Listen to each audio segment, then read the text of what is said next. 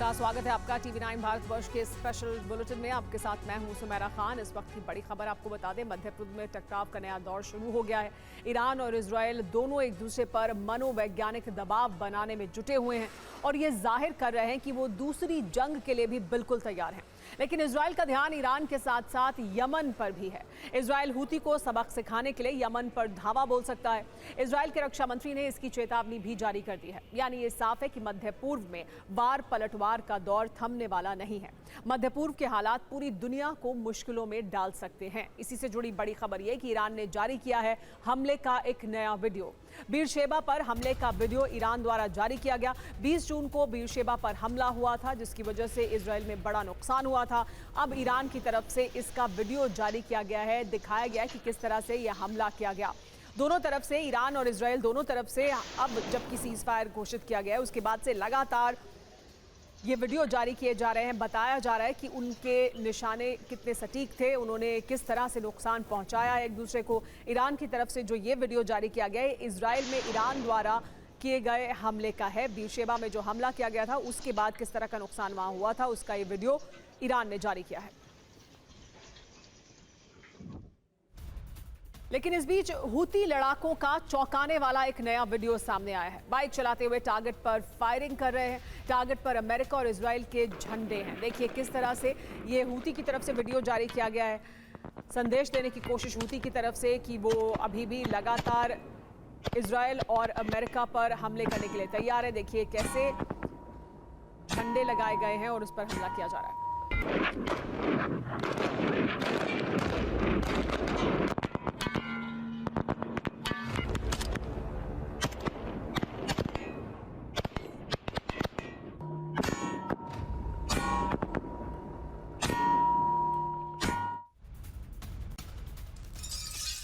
इस बीच सीरियाई defence ministry का video भी सामने आया है। 76वीं डिवीजन के 3000 लड़ाके एक साथ दिखे हैं इस वीडियो में। सड़कों पर परेड निकालकर शक्ति प्रदर्शन किया है। देखिए 76वीं डिवीजन है जिसके लोग सड़क पर निकले। ये जो लड़ाके हैं 76वीं डिवीजन के हैं। सीरिया में ये वीडियो जारी किया गया। सीरियाई डिफेंस मिनिस्ट्री ने ये वीडियो जारी किया है और दिखाया है अपनी शक्ति को। सड़कों पर परेड निकालकर शक्ति प्रदर्शन किया गया सीरिया के इन लड़ाकों द्वारा।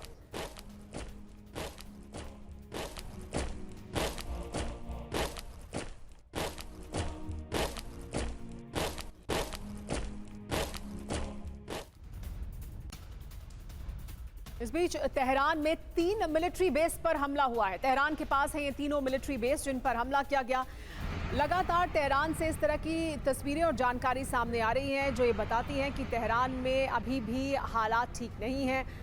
तेहरान में जिस तरह से IRGC की बैठक पर हमला किया गया था और उसकी वजह से बड़ी संख्या में कमांडों की मौत हुई है। सीज फायर घोषित होने के बाद भी इस तरह के हमले ईरान के भीतर हो रहे हैं। ईरान के भीतर से ये भी लगातार कहा जा रहा है कि ईरान के भीतर मोसाद के एजेंट्स मौजूद हैं और उनके जरिए ही इस तरह के हमले कराए जा रहे हैं। लेकिन ये जानकारी अब देखिए सामने आई है। ये अभी तक नहीं मालूम है कि किस तरह से हुआ है ये हमला, लेकिन तेहरान में 3 मिलिट्री बेस पर हमला हुआ है। ये तीनों ही मिलिट्री बेस तेहरान के पास मौजूद हैं।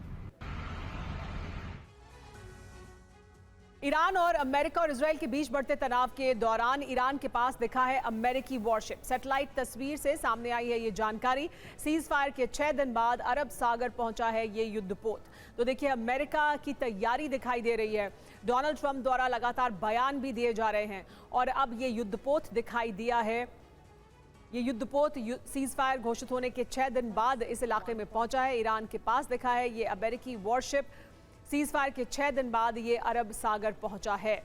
लेकिन ये साफ तौर पर दर्शाता है कि हालात पूरी तरह से सामान्य नहीं है। तनाव अपने चरम पर है। ईरान और इजरायल के बीच और अमेरिका की तैयारी भी पूरी दिखाई दे रही है। आइए आपको यह भी बताते हैं कि ईरान के पास अमेरिकी युद्धपोत USS कार्ल विंसन क्यों मौजूद है और इसके क्या मायने हैं। ट्रंप का नया एक्शन प्लान तैयार है क्या, ये बड़ा सवाल उठ रहा है इस युद्धपोत को देखने के बाद। 28 जून की सैटेलाइट तस्वीर से मिली बहुत बड़ी जानकारी। ईरान के पास अमेरिकी विमान वाहक पोत तैनात दिखा है। अरब सागर में तैनात है अमेरिकी USS Carl Vinson. Aircraft carrier अमेरिकी सेंट्रल कमांड के अंदर एक्टिव है। एयरक्राफ्ट कैरियर के साथ 2 अर्लेबर्ग श्रेणी के विध्वंसक भी इसके साथ हैं। अप्रैल में कार्ल विंसन से ही हूती के खिलाफ सैन्य अभियान चलाया गया था। इसके संकेत क्या हैं वो समझिए। अरब सागर में अमेरिकी नेवी एक्टिव है। ईरान के पास अमेरिकी सेंट्रल कमांड सक्रिय है। आगे के संघर्ष के लिए हर वक्त अमेरिका पूरी तरह से तैयार है इजराइल का समर्थन करने के लिए, और इसी वजह से ये युद्धपोत अब यहाँ सीज फायर घोषित होने के बाद भी पहुंचा है। खामेनेई लेकिन इस युद्ध के लिए नए सिरे से प्लानिंग कर रहे हैं। खामेनेई की तैयारी है कि वो इस जंग को जिहाद में बदल दें, जिससे सारे मुस्लिम मुल्क साथ आ जाएं। यानी धर्म युद्ध में बदलकर खामेनेई खुद को अरब का खलीफा बनाने का ख्वाब देख रहे हैं, जबकि ट्रंप और बेंजामिन खामेनेई का खात्मा करके इस मंसूबे को कुचल देना चाहते हैं। आगे की रणनीति के लिए अगले हफ्ते नेतन्याहू ट्रंप से मिलने अमेरिका जा रहे हैं।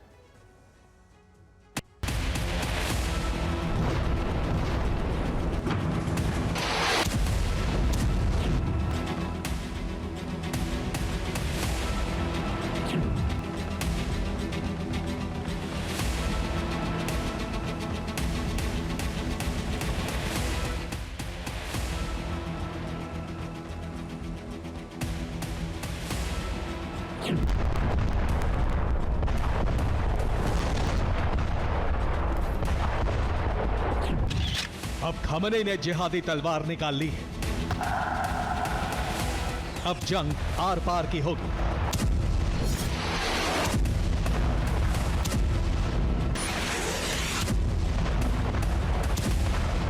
या तो यहूदी देश इजराइल रहेगा या फिर ईरान का अस्तित्व मिट जाएगा।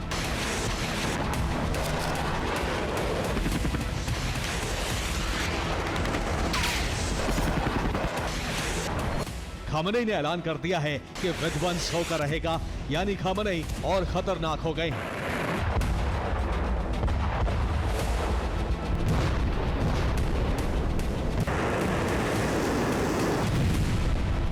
अब समझिए खामेनेई से किसको खतरा है।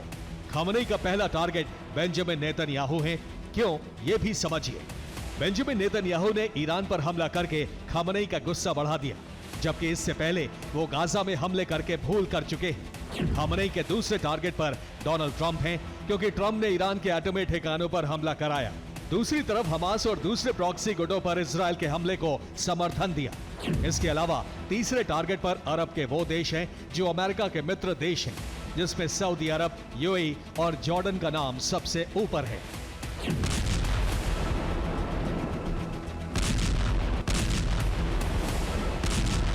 खामेनेई के बढ़ते खतरे को बेंजामिन और ट्रंप समझ रहे हैं, क्योंकि अरब में अमेरिका के वर्चस्व को खामेनेई सीधे तौर पर चुनौती दे रहे हैं। अब चैलेंज है कैसे खामेनेई के बढ़ते कद को रोका जाए,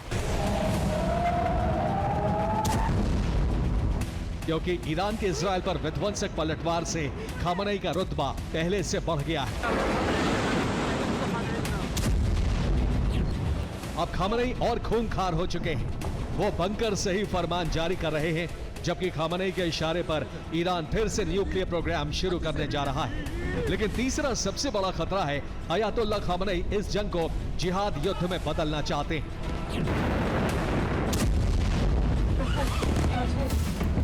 खामेनेई ये बताना चाहते हैं कि उन्होंने इजराइल और अमेरिका को जवाब देकर बता दिया है कि ईरान ही अरब का सबसे शक्तिशाली मुल्क है। इसलिए अरब में खलीफा बनने के लिए अयातुल्लाह खामेनेई ही सबसे योग्य है। इसलिए ईरान ने जिहाद युद्ध छेड़ दिया है, जिससे अरब मुल्कों की गोलबंदी की जा सके और दुनिया भर के मुसलमानों के खलीफा खामेनेई बन सके। यही वजह है कि खामेनेई के ट्रंप और बेंजामिन के खिलाफ फतवा जारी करने के बाद अरब में फतवों की सुनामी आ गई, जो सब खामेनेई का समर्थन कर रहे हैं। यानी अब अरब में अमेरिका का विरोध बढ़ सकता है। ऐसा हुआ तो इजराइल के संरक्षक अमेरिका का पतन तय है और इजराइल का नामो निशान मिट सकता है।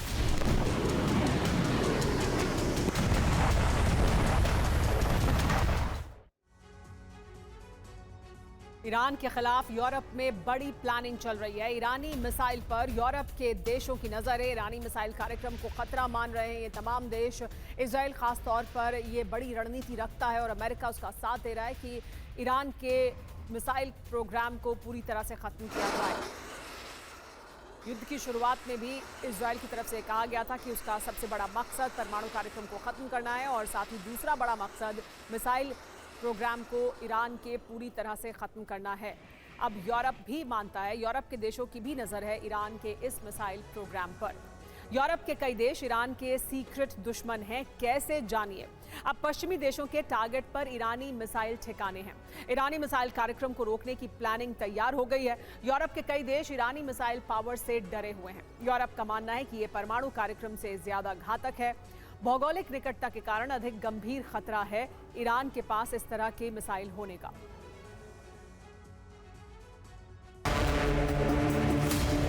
खमनेई के फतवा जारी करने के बाद उसके समर्थन में फतवे जारी किए जा रहे हैं। अब सवाल उठ रहा है, क्या इन फतवों से अमेरिका और इजरायल को घबराहट है या फिर वो किसी बड़े प्लान पर काम कर रहे हैं?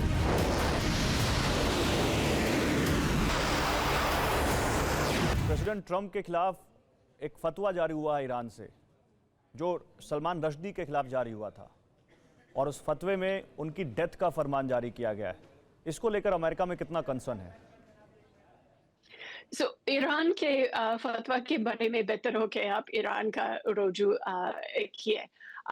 राष्ट्रपति ट्रंप चाहते हैं कि न सिर्फ ईरान के साथ बल्कि पूरी दुनिया में शांति हो और हम वही लक्ष्य के लिए कूटनीतिक काम जारी रखेंगे।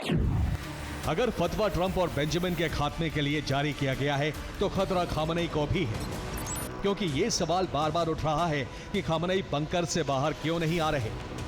आखिर वो क्यों छिपे हैं? क्या खामनेई को खतरा है कि बाहर आते ही उनकी हत्या कराई जा सकती है? वैसे भी इजरायल फिर से ऑपरेशन शुरू कर सकता है। इसके लिए बेंजामिन ट्रंप से जल्द मुलाकात करने वाले हैं। यानी अरब फिर से सुलगने वाला है। एक तरफ इजरायल फिर से हमले कर सकता है, दूसरी तरफ खामनेई का खात्मा कर सकता है। अगर खामनेई पर हमला हुआ तो अरब देश एकजुट हो सकते हैं। ये इजरायल के लिए विनाशक स्थिति होगी। इसलिए इजरायल खामनेई के करीबी से ही हत्या करा सकता है, जिससे इजरायल पर सीधा आरोप न लगे, क्योंकि इजरायल के इरादे दिन ब दिन खतरनाक होते जा रहे हैं। नए ब्लूप्रिंट से उनके इरादे साफ जाहिर हो रहे हैं।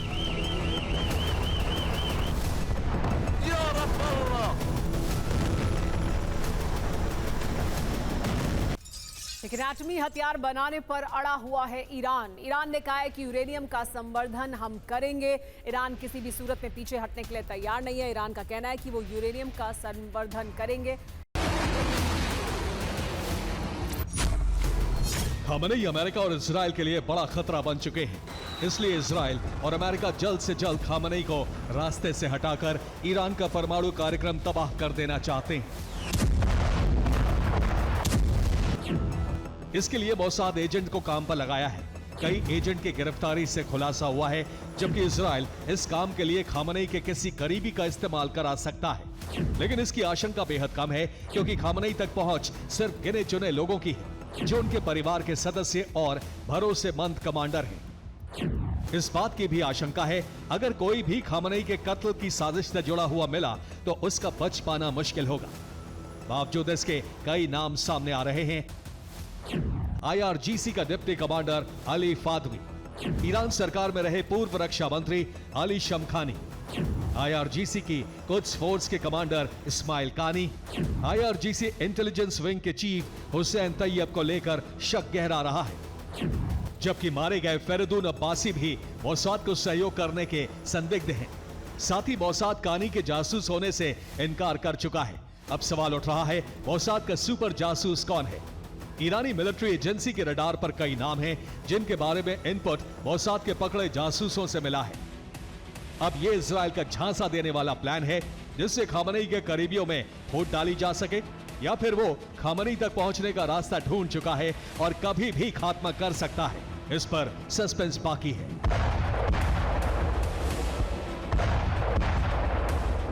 Bureau report, TV9 Bharatvarsh. एक और बड़ी खबर आ रही है, मोसाद के एक्सपोज से ईरान में हड़कंप है। खातम अल अंबिया को लेकर बड़ा दावा किया है।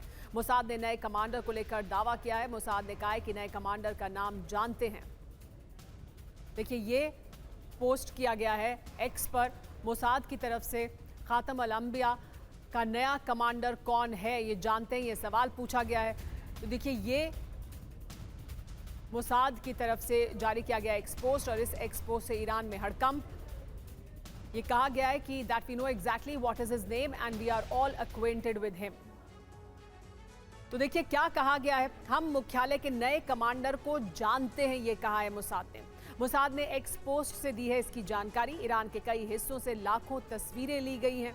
12 दिन के युद्ध के दौरान ली गई हैं ये तस्वीरें, सैटेलाइट से तस्वीरें ली गई हैं। बहुत अहम है ये तस्वीरें। फोकस तेहरान और ईरान के पश्चिमी क्षेत्र पर था, लेकिन क्या है खबर ये जानिए। खातम अल अंबिया के नए कमांडर नियुक्त हुए हैं। कमांडर की पहचान की घोषणा नहीं हुई है। सुरक्षा चिंताओं के कारण कमांडर की पहचान छिपाई गई थी। खातम अल अंबिया के नए कमांडर पर युद्ध की जिम्मेदारी है। युद्ध के दौरान खातम अल अंबिया के 2 कमांडर मारे गए थे और अब मोसाद ये कह रहा है कि हमें मालूम है कि वो कौन है, उसका नाम क्या है और वो कहाँ मौजूद है। ईरान ने इजराइल पर पलटवार की तैयारी कर ली है। उधर इजराइल ने भी अमेरिका के सहयोग से लंबी जंग का बंदोबस्त पूरा कर लिया है। माना जा रहा है कि अगले 7 दिन में ईरान और इजराइल के बीच जंग का दूसरा चरण शुरू हो सकता है। देखिए तेहरान में क्या हुआ है और अगले 7 दिन महासंग्राम का कारण कैसे बन सकते हैं।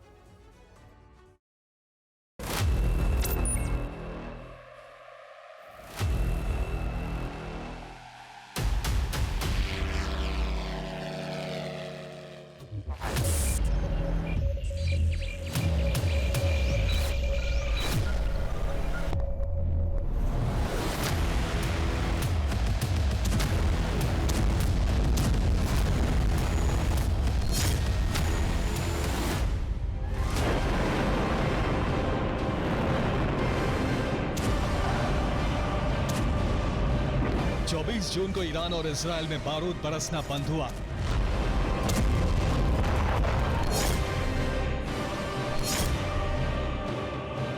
लेकिन 30 जून को इस सीज़फायर का उल्लंघन हुआ है। ये तस्वीरें ईरान से आई हैं।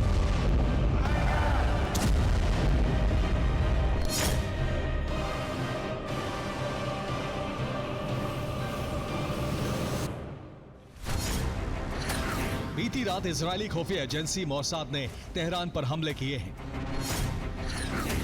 दक्षिणी तेहरान में कई धमाके सुने गए हैं। लोरेस्तान में इजरायली ड्रोन का मलबा मिला है। ईरान इजराइल पर बड़े हमले शुरू कर सकता है। इजराइल ने भी बड़ी जंग की तैयारी कर ली है। बीती रात तेहरान में कई धमाके सुने गए। ईरान को अपने एयर डिफेंस सिस्टम एक्टिवेट करने पड़े।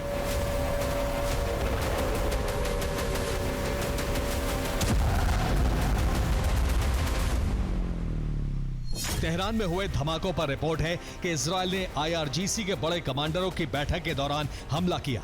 इसका टारगेट मीटिंग में शामिल बड़े आईआरजीसी अधिकारी थे। इस हमले में आईआरजीसी के कई अधिकारी मारे गए हैं। इजराइल ने इसे सर्जिकल स्ट्राइक कहा है। तेहरान में हुए हमले के अलावा इजराइल ने लोरेस्तान में भी ड्रोन हमले किए हैं।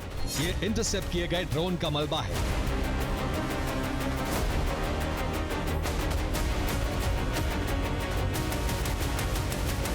रिपोर्ट है कि हमले इजरायली जमीन से नहीं बल्कि ईरान के अंदर से ही किए गए हैं।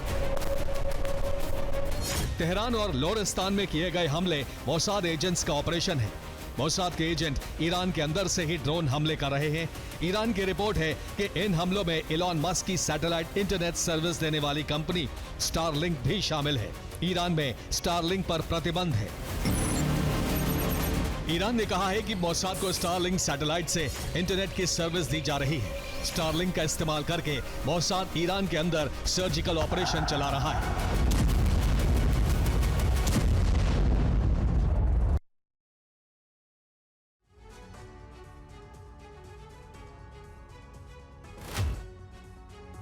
एक बड़ी खबर आपको बता दें, होर्मुज स्ट्रेट पर अमेरिकी सूत्रों से बड़ी खबर मिल रही है। 2 अमेरिकी ऑफिसर्स ने बड़ी जानकारी सामने रखी है। हॉर्मूज में ईरान ने माइनिंग की तैयारी की थी। इजरायली हमले के बाद ईरान की थी ये बड़ी तैयारी। फारस की खाड़ी में जहाज़ों पर बारूदी सुरंगें लोड कर दी गई थी। देखिए इजरायली हमले के बाद ईरान किस तरह की तैयारी कर रहा था, ये जानकारी अब सामने आई है। इजरायली हमले के बाद ईरान ने ये तैयारी की थी कि फारस की खाड़ी में जहाज़ों पर बारूदी सुरंगें लोड कर दी गई थी।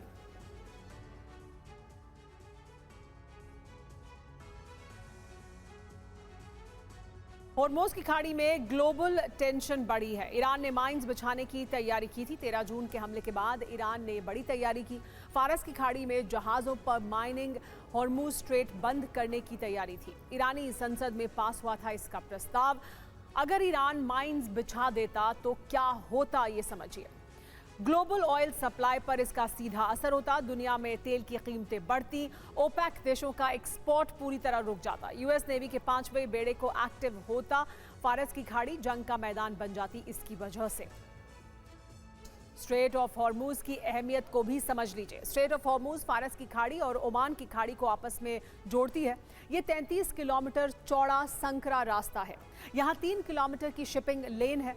सऊदी अरब, इराक, कुवैत, कतर, बहरीन जैसे देशों से तेल के टैंकर इसी रास्ते से दुनिया भर में जाते हैं। अब अगर ईरान ने इसे रोक दिया तो तेल सप्लाई बाधित हो जाएगी। हालांकि हॉर्मूज का एक हिस्सा ईरान के पास है, हॉर्मूज का एक हिस्सा यूएई के पास है। अब आपको ये भी दिखाते हैं कि ईरान ने इजराइल को मिटाने के लिए कैसी तैयारी की थी। ट्रंप ने ईरान में डील के संकेत दे दिए हैं। अब ये भी बड़ी जानकारी मिल रही है।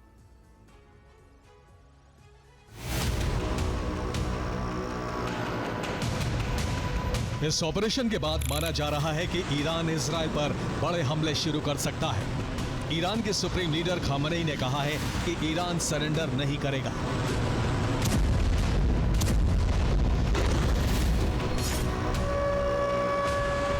ईरान ने अपने मिसाइल लॉन्चर्स और एयर डिफेंस सिस्टम को वॉर रेडी कर दिया है। ईरान की राष्ट्रीय सुरक्षा समिति ने चेतावनी जारी कर दी है। राष्ट्रीय सुरक्षा समिति ने कहा है कि आईआरजीसी के कमांडरों की हत्या का बड़ा प्रतिशोध लिया जाएगा। ईरान भी इजरायली प्रधानमंत्री नेतन्याहू की जान के लिए खतरा बन सकता है। ईरानी सेना प्रमुख ने कहा है कि इजराइल के साथ जंग छिड़ी तो पहले से ज्यादा बड़े हमले किए जाएंगे।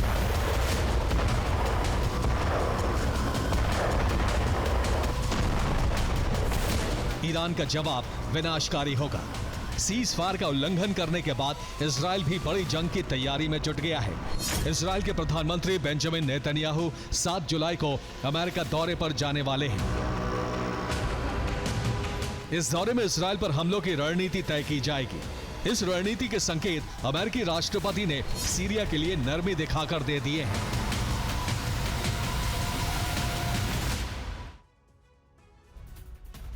इस वक्त की बड़ी खबर यह कि ट्रंप ने ईरान से डील के संकेत दिए हैं।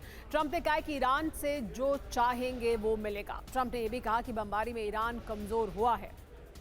ट्रंप की तरफ से बड़ा दावा किया गया है। हालांकि ईरान के तेवर जिस तरह के हैं इस वक्त, ट्रंप की तरफ से किए गए इस दावे में ये कहा जा रहा है कि जो चाहेंगे वो ईरान से मिलेगा और डील हो जाएगी।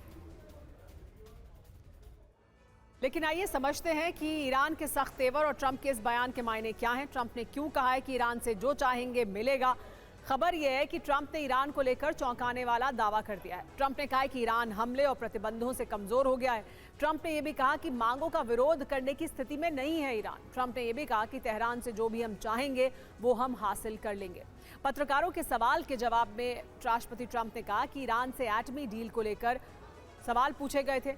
अब आगे क्या होगा ये जानना दिलचस्प है। ट्रंप ईरान पर दबाव बढ़ाएंगे, एटमी डील के लिए कहेंगे, नहीं मानने पर हमला भी संभव है। अमेरिका ने ईरान पर बंकर बस्टर बॉम्ब से हमला किया था। इस मिशन को ऑपरेशन मिडनाइट हैमर नाम दिया गया था। अब एक रिपोर्ट में दावा है कि इसी मिशन के दौरान अमेरिका का एक बॉम्बर लापता हो गया था। सवाल है कि ईरान पर बम बरसाने निकला बॉम्बर कहां गायब हो गया। क्या ईरान एयर डिफेंस से एक बॉम्बर को गिराने में कामयाब हो गया और अब इसलिए बार बार अमेरिका को चुनौती दे रहा है और परमाणु कार्यक्रम को आगे बढ़ाने का ऐलान कर रहा है। इस बीच एक एयरपोर्ट पर अमेरिकी बॉम्बर नजर आया है, इसीलिए यह भी कहा जा रहा है कि अमेरिका का विमान सुरक्षित है। क्या है पूरी मिस्ट्री, इस रिपोर्ट में देखिए।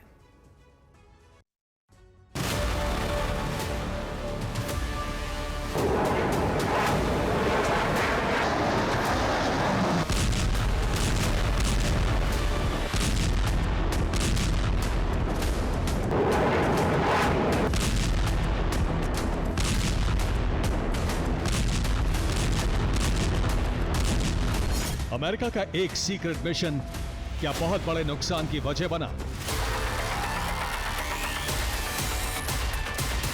अमेरिका का ताकतवर विमान क्या ईरान की सीमा से लौट नहीं सका?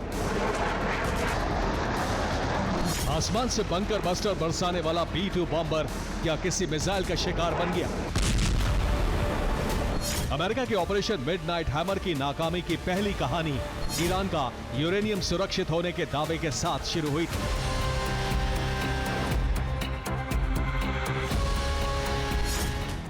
अब एक रिपोर्ट में दावा किया गया है कि इसी ऑपरेशन के लिए टेक ऑफ करने वाला B-2 बॉम्बर बेस पर वापस नहीं लौटा। रिपोर्ट में अमेरिका के एक बॉम्बर के गायब होने का दावा किया जा रहा है।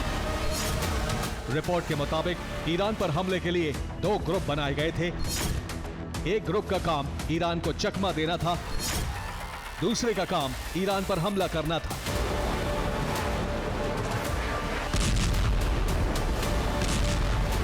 अब दावा किया जा रहा है कि इसी 2 ग्रुप में से एक बॉम्बर वापस नहीं लौटा। स्टेल्थ तकनीक वाले B-2 बॉम्बर को रडार से ट्रैक करना बेहद मुश्किल है, इसलिए ऐसे विमान एयर डिफेंस से गिराए नहीं जा सकते। फिर सवाल है कि बॉम्बर कहां गया?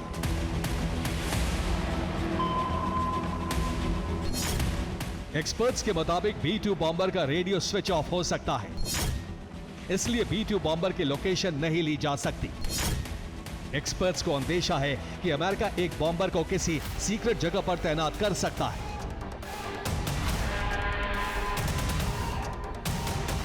इस मीडिया रिपोर्ट को लेकर अमेरिका की तरफ से किसी तरह की सफाई नहीं दी गई है, लेकिन इसी B-2 बॉम्बर से जुड़ी एक तस्वीर और खबर आई है। ये वीडियो एक पूर्व पायलट डेविड मार्टिन ने पोस्ट की है, जहां B-2 बॉम्बर टैक्सी वे पर बंधा हुआ नजर आ रहा है। एक रिपोर्ट में दावा है कि अमेरिकी बॉम्बर ने इमरजेंसी लैंडिंग की थी। विमान की खराबी या मौसम की वजह से लैंडिंग हुई। होनोलुलु में तब से अमेरिकी बॉम्बर मौजूद है।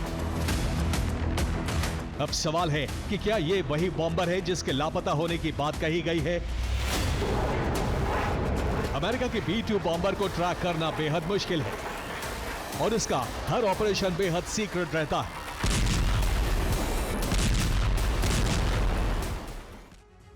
अमेरिका और इजराइल को ईरान ने सख्त चेतावनी जारी की है। खामेनेई के सैन्य सलाहकार याहिया रहीम सफवी ने बयान दिया है, इजराइल और नेतन्याहू का अंत निकट है।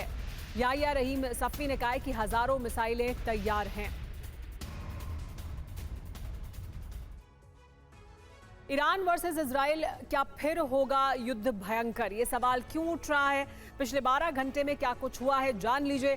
ईरान ने अमेरिका और इजराइल को सख्त चेतावनी दी है। खामेनेई के सैन्य सलाहकार सफवी ने बयान दिया है। सफवी ने कहा है कि इजरायली शासन और नेतन्याहू का अंत निकट है। सफवी ने कहा है कि हजारों ईरानी मिसाइलें एक बार फिर तैयार हैं। सफवी ने यह भी कहा कि गलत अनुमान बेहद विनाशकारी होगा। बड़ी बात क्या है, इससे समझिए। ईरान ने इजराइल से बदला लेने की कसम खाई है। दुश्मन के सभी ठिकानों को टारगेट माना गया है। अहम रणनीतिक लोकेशन की जानकारी का दावा किया जा रहा है। संदेश की टाइमिंग को भी समझ लीजिए। नेतन्याहू ट्रंप से मिलने अमेरिका जा रहे हैं। ईरान पर फिर से हमले की आशंका तेज हो गई है। अमेरिकी हथियार इजराइल भी पहुंच रहे हैं बड़ी तादाद में।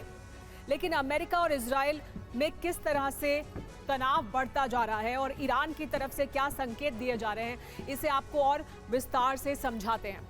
अमेरिका इजराइल को 24 घंटे में 4 बड़ी चेतावनी दी गई है। अयातुल्ला अली खामेनेई ने कहा है कि जो ईरान के सुप्रीम लीडर हैं, उन्होंने कहा है कि इजराइल का संपूर्ण खात्मा होगा।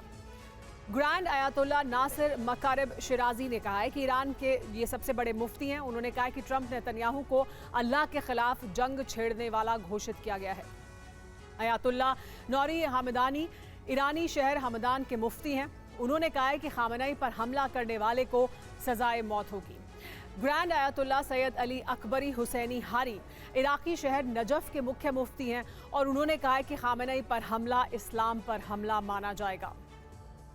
तो देखिए खामेनेई का लेकिन एक्शन प्लान क्या है वो जान लेते हैं, क्योंकि खामेनेई की तरफ से बड़ा बयान दिया जा रहा है। ईरान की तरफ से जो वहाँ के बड़े धार्मिक नेता हैं उनकी तरफ से बड़े बयान दिए जा रहे हैं। जो धार्मिक गुरु हैं वहाँ वो ये कह रहे हैं कि किस तरह से अमेरिका के लिए खतरा बढ़ रहा है। नेतन्याहू और ट्रंप के खिलाफ फतवे जारी किए जा रहे हैं और मिसाइलें हमारे पास मौजूद है, इसकी बात की जा रही है। तो क्या प्लान है खामेनेई का, ये वो आपको दिखाते हैं। इजराइल का संपूर्ण खात्मा और इसका बड़ा प्लान है। अमेरिका का अरब में वर्चस्व खत्म हो, ये प्लान है। तो देखिए प्लान का पहला हिस्सा ये है कि इजराइल का संपूर्ण खात्मा होगा, जो सीधे तौर पर खामेनेई द्वारा कहा गया है। साथ ही ये भी कि अमेरिका का अरब में जो वर्चस्व मौजूद है उसे खत्म करना चाहते हैं खामेनेई और ईरान। जिहाद का ऐलान किया जा रहा है। इसके अलावा मुस्लिम मुल्कों को एकजुट करना भी इसका एक हिस्सा है। मुसलमानों का खलीफा बनना चाहता है ईरान और खामेनेई, और इस वजह से ऐसा कहा जा रहा है कि वो इस नीति पर आगे बढ़ रहे हैं। इस बीच ईरान के एटमी कार्यक्रम पर बड़ी खबर सामने आ रही है। न्यूक्लियर कार्यक्रम की रफ्तार बढ़ा दी गई है। जल्द परमाणु परीक्षण कर सकता है ईरान।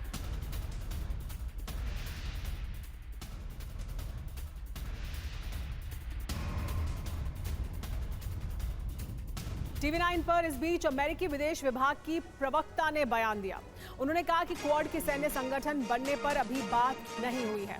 क्वाड इंडो पैसिफिक के देशों की सुरक्षा पर काम कर रहा है। लोकतांत्रिक मूल्यों के महत्व को हमें समझना होगा। हमले में ईरान का परमाणु कार्यक्रम तबाह किया गया है अमेरिका द्वारा। ये एक बार फिर उन्होंने TV9 से बातचीत करते हुए दोहराया। दुनिया में जो उथल पुथल है उन सब पर बात करने के लिए इस वक्त हमारे साथ मार्गरेट मैक्लियोड हैं, जो कि अमेरिका की विदेश विभाग की प्रवक्ता हैं, बड़ी अच्छी हिंदी बोलती हैं। उनसे बात करते हैं। मार्गरेट, बहुत स्वागत है आपका TV9 भारतवर्ष पर। आपका धन्यवाद। क्वाड का गठन जो हुआ था मार्गरेट, वो एशिया में, खासकर साउथ ईस्ट एशिया में चीन के एक्सपेंशनिज्म को काउंटर करने के लिए हुआ था, उसके विस्तारवाद को रोकने के लिए हुआ था। लेकिन अभी जो मौजूदा जो लीडरशिप है अमेरिका में, प्रेसिडेंट ट्रंप, वो चीन के प्रति अपने रिश्ते सुधारने पर उनका जोर ज्यादा दिखता है। तो अभी उनका चीन के विस्तारवाद पर प्रेसिडेंट ट्रंप का क्या स्टैंड है, मैं ये जानना चाहता हूं आपसे। बात यह है कि ये क्वाड संगठन जो है वो बुनियादी तौर पर हमारे पड़ोसी देशों के लिए कुछ ना कुछ अच्छा काम करना चाहते हैं, क्योंकि हम 4 देश काफ़ी बड़ा है, काफ़ी क्षमता है, और हम सुरक्षा पर एक खास तवज्जो या ध्यान रख रहे हैं। हम समझते हैं कि विकास के लिए ज़रूरी है कि हम स्थिरता और सुरक्षा और नियम विनियम के मुताबिक हमारे सीमा के बारे में अलग अलग दृष्टिकोण रिजॉल्व करना चाहते हैं। हम वो देश जो अंतर्राष्ट्रीय नॉर्म्स नज़रअंदाज करते हैं उसके खिलाफ हमारे आवाज़ उठाना चाहते हैं। लेकिन बुनियादी तौर पर इस संगठन हमारे पड़ोसी देशों को कुछ फ़ायदा देना चाहते हैं। अगर मैं कुछ ठोस उदाहरण दे दूं तो Indo Pacific maritime domain awareness program है, जिसके तहत हम दूसरे देशों को उनके सीमा के समुद्री सीमा के अंदर ही क्या क्या हो रहा है, कौन कौन है और वो किस किस्म के जहाज भेज रहे हैं, ये जानकारी, ये ज्ञान उनके लिए बहुत उपयोगी है। और हमारे 4 देशों के बीच में वही मालूमात हासिल करने का क्षमता है। फिर हम शिक्षण भी देते हैं, क्योंकि हम देखते हैं कि साइबर नेटवर्क्स ज़्यादा मजबूत शक्तिशाली बनने के लिए टेलीकॉम प्रोफेशनल्स, टेलीकॉम काम करने वाले लोगों को ज़्यादा प्रशिक्षण की ज़रूरत है। तो फिर मैंने जो आपसे सवाल पूछा, मैं उसको थोड़ा सा और आगे बढ़ाता हूँ। मैं ये जानना चाहता हूँ, क्योंकि क्वाड को कहा गया कि एक नॉन मिलिट्री ऑर्गेनाइजेशन है, बट देन आपने कहा कि जो देश अंतर्राष्ट्रीय नॉर्म्स का पालन नहीं करते हैं उनके खिलाफ क्वाड देश अपनी आवाज़ मजबूती से उठाते हैं। तो क्या क्वाड अब एक नॉन मिलिट्री ऑर्गेनाइजेशन से हम उसको ज़मीन पर मिलिट्री ऑर्गेनाइजेशन के तौर पर भी उभरते हुए देख सकते हैं? उसके बारे में अभी बात नहीं हो रहा है। ये तो एक दिफाई मुआहदा या इत्तेहाद नहीं है। बस एक संगठन है, एक ढांचे है जिसके के अंदर 4 बड़े-बड़े देश एक दूसरे से सहयोग करके हमारे हिंद प्रशांत के पड़ोसियों के लिए सुरक्षा बढ़ाने के लिए काम कर रहे हैं। तो ये जो अभी हमने देखा कि क्वाड ने समुद्री सुरक्षा को बढ़ावा देने के लिए एट सी ऑब्जर्वर मिशन का अभी शुभारंभ किया, ये मिशन क्या है, इसमें क्या होगा? तो मेरा ख्याल में हम घोषणा के लिए इंतजार करना है, उसके ज्यादा विवरण के लिए। एक सवाल मैं आपसे ईरान पर भी लेना चाहता हूं। बहुत सारी अलग अलग रिपोर्ट्स हैं जो कंफ्यूज कर रही हैं कि अमेरिका के हमले के बाद ईरान के परमाणु प्लांट्स पर कितना नुकसान हुआ। कुछ कह रही हैं हुआ, कुछ कह रही नहीं हुआ। वास्तविक स्थिति अभी क्या है और क्या आप हमें बता सकती हैं कि ईरान के पास कितना यूरेनियम है अभी? अमेरिकी व्हाइट हाउस की प्रेस सेक्रेटरी कैरोलाइन लीविट ने कहा कि वो रिपोर्ट्स जिसके बारे में कुछ रिपोर्टिंग थे वो लो कॉन्फिडेंस थे और काफी ज्यादा अनसर्टेनिटी था। सदर ट्रंप, राष्ट्रपति ट्रंप ने साफ कहा कि ईरान की परमाणु प्रोग्राम की तबाही हुआ और हमारी वैसी ईरान देखना चाहते हैं जो कभी नहीं परमाणु हथियार नहीं रोक सके।